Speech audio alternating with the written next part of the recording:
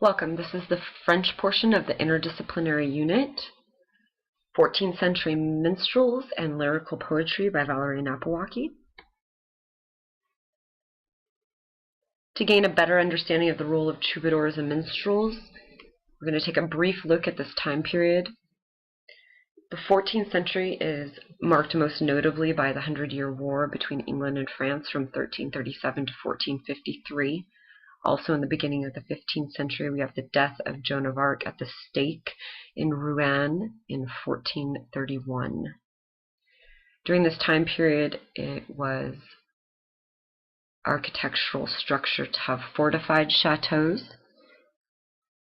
This is a fortress-style castle that would have kept the battles outside and kept the nobles of this time period pretty safe.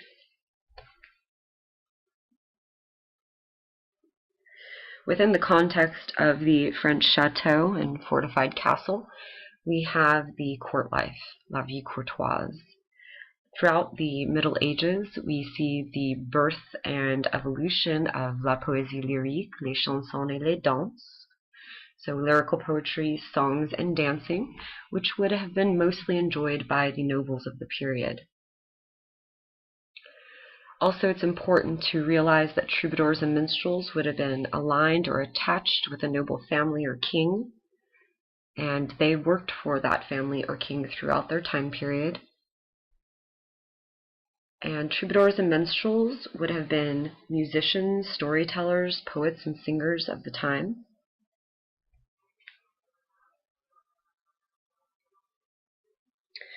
In this slide, we will see 4 different minstrel-type instruments popular in the 14th century.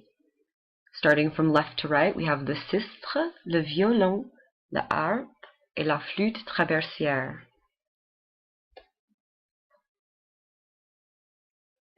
The most popular minstrel instrument is the lute or the sistre, also known as a guitern or citern. This is an early version of what we know today as the guitar.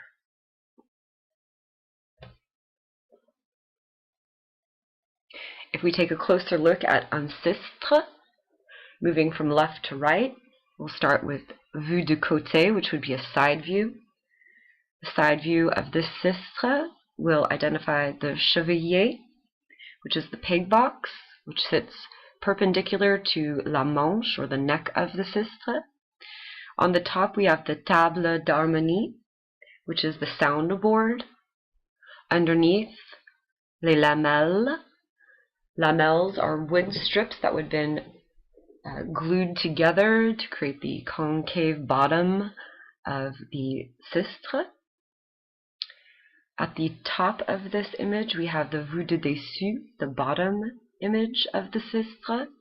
You can get a better look at the chevilles, which are the tuning pegs, la manche, the neck, and then a better look at les lamelles, the bottom wood strips of the sistre. In the lower right-hand corner, we see the strings, les frettes, and the chevalet. The chevalet is the bridge of the sistre.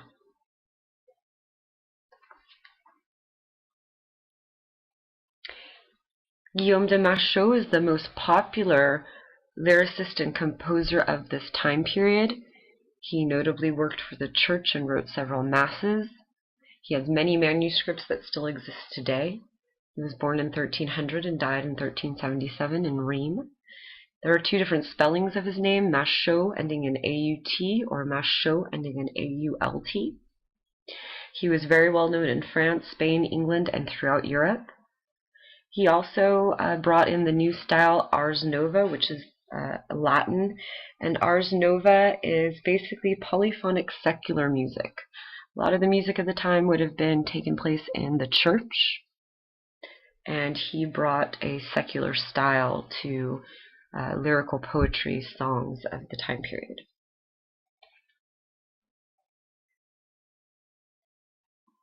When we look at the lyrics, we should take a look at the root of the word, which is lyre, And lyre is basically Latin for a chorded instrument, and we get the word lyrics, which would be the words to songs.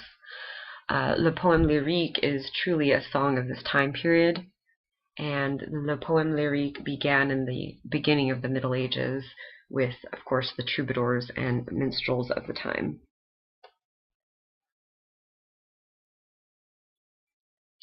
There are two fixed forms I would like to go over that were popular in this time period of the 14th century. We also have the lay and the verlet, but I brought out the two most popular, which are la ballade et le rondeau.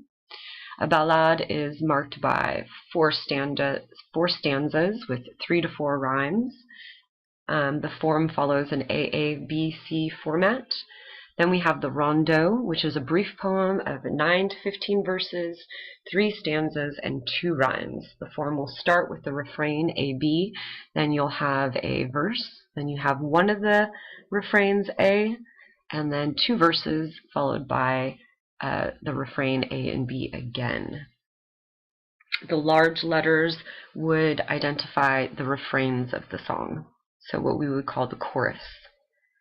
Below, you will see a manuscript from Guillaume de Machaut, and this is in his hand.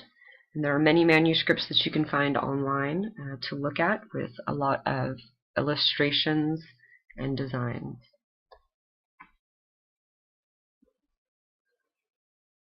We're going to take a closer look at a rondeau, and this is a rondeau by Guillaume de Machaut. The title of this rondeau is Puis qu'on oublie celui de vous. It's a love lyrical poetry, and you can clearly see the fixed form. The song starts with the chorus A B. Okay, capitalize A, capitalize B would be the chorus or refrain that will repeat. Then we have our first verse marked by a lowercase a. Then you have one refrain A, then 2 verses, and then back to the double refrain A and B.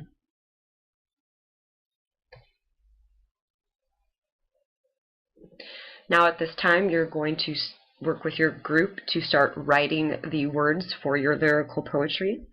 You're going to choose one of the fixed forms, a ballad or a rondeau. And you want to think about the music you have already started on your composition and music class, as that's going to indicate whether you're going to use a ballade or a rondeau. Pay attention to the rhymes and the number of stanzas you're going to have. Make sure that it is a love song or a song that is related to some things that are taking place in this time period. And here's my bibliography. Thank you very much.